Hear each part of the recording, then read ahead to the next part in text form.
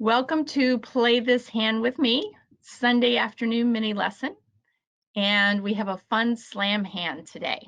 So let's go ahead and get started. We can see our hand, we're all south. And the auction goes, wow, we open 4 spades. That'll wake us up, huh? 4 spades by south.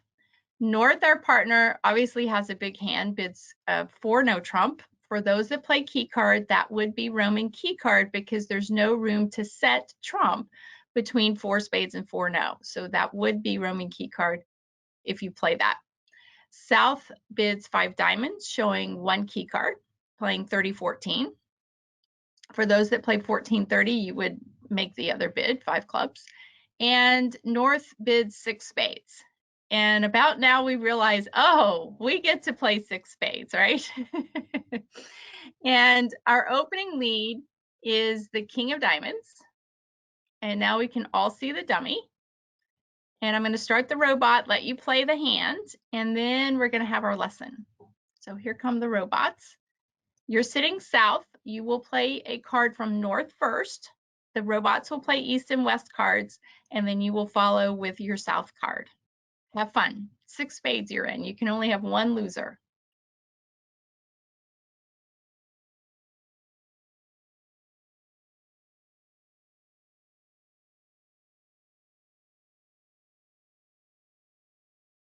And we're going to replay. So everyone has the same view. You're looking at South's hand, and we get the King of Diamonds opening lead. And now we're looking at the dummy. Now here's how my thought process would go. Okay. I'd first count my losers. I do that on every hand that I'm in a suit contract. I identify my master hand, which is south here, the long trump hand, and I count my losers from south's viewpoint. So I have 1 spade loser, but then I look to north and the king of spades fills my spades in. So I don't have any spade losers. I have 1 heart loser. I look over to north and north can't do anything about that. I have 1 potential club loser, depending on the finesse, whether west has the king of clubs or east has the king of clubs. So I've got to mark that as a loser. And then I do have a loser in the diamond suit. The 4 of diamonds I can play to the ace of diamonds, but the 10 of diamonds I have to do something with. So I'm going to count a loser there. Then I sweep back through the hand. I actually go through my master hand twice. I identify my losers, whether they're fast losers or slow losers, and then I go back through and identify the technique for each suit. So the hearts, there's no way to eliminate a loser in the heart suit. I have a loser, but I notice that the king over there has the potential of being developed into a winner through the finesse technique. Okay, so in the club suit, I identify 1 loser and I identify the finesse technique once again to eliminate the club loser. And then in diamonds, my technique is going to be trumping. My plan for the 10 of diamonds is to trump with 1 of North's spades. Okay, so I can eliminate the diamond loser. I'm not going to focus on that. I just need to make sure I do trump out the 10 of diamonds before I pull trump, because then I won't have a trump to eliminate my 10 of diamonds, right? So the focus now comes with the roundy suits, the hearts and the clubs.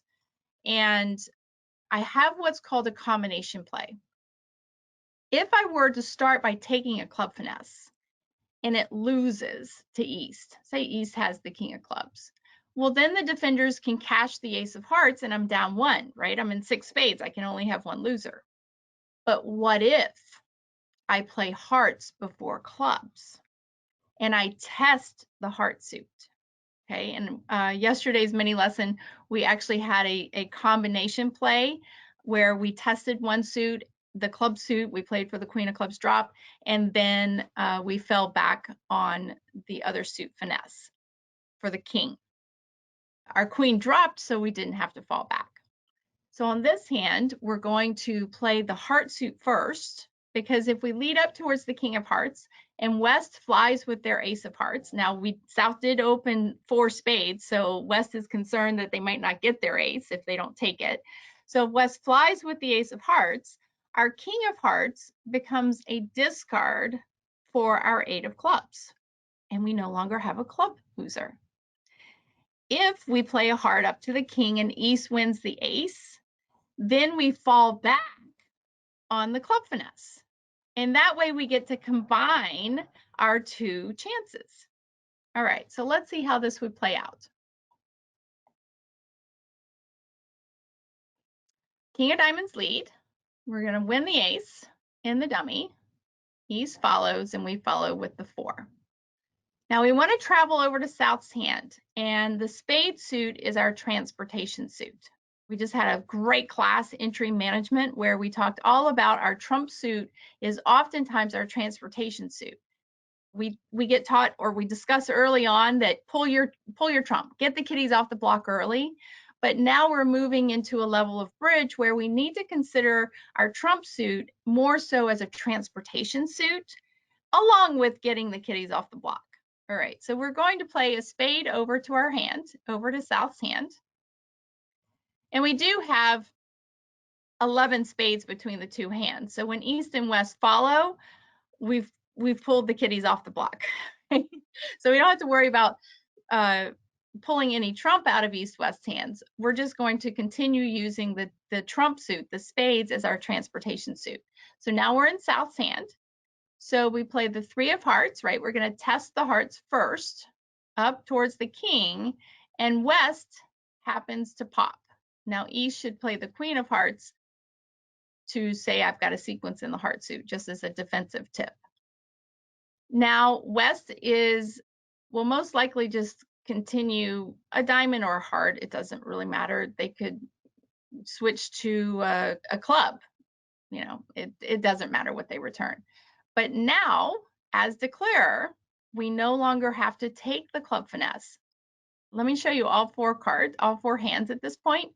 If we did take the club finesse, we would lose to East's king of clubs, and we've already lost the ace of hearts. So we don't want to take the finesse. We don't have to take the finesse, because we can now cash our good king of hearts and throw away our club. Don't throw away the diamond, because we can trump our diamond, right? We have to stay focused. What was our technique for the diamond suit was trumping. So we don't want to discard a diamond. We want to discard our club away on the king of hearts. And then it's just a cross ruff, right? We can play a club and trumpet. Everyone else is following. Trump our diamond, as we said our plan was. Right? And if you look now, South's hand is good, all trump. And I love this type of ending because it really shows the whole idea of identifying a master hand, right? The fact that we've got lots of losers sitting over in North's hand is not relevant, because South is our master hand. It's much easier to make a plan in a trump contract, in a suit contract, by identifying one hand, counting your losers, identifying your techniques, and then going about eliminating the losers in that one hand. Because once South's hand is all set, North is just along for the ride, right? We use North's cover cards to eliminate South's losers. And now you could hit the claim button, as many of you try to, and say, my hand is good. The 4-no bid question about the auction. Let me replay the hand so you guys can see all 4 hands while we're looking at this. Question about the auction. South opened 4 spades and North bid 4-no. So 4-no is definitely some version of Blackwood.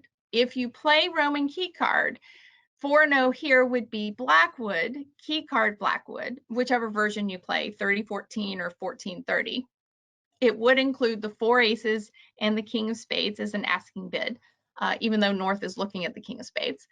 And the reason it's key card here is because there's no space between 4 spades and 4-no to say, hey, partner, I like your spades, and then ask for key card. If you do not play key card yet, your partner hasn't added it to your convention card, then 4-no would be straight aces, which would work fine on this hand because North is looking at the king of spades.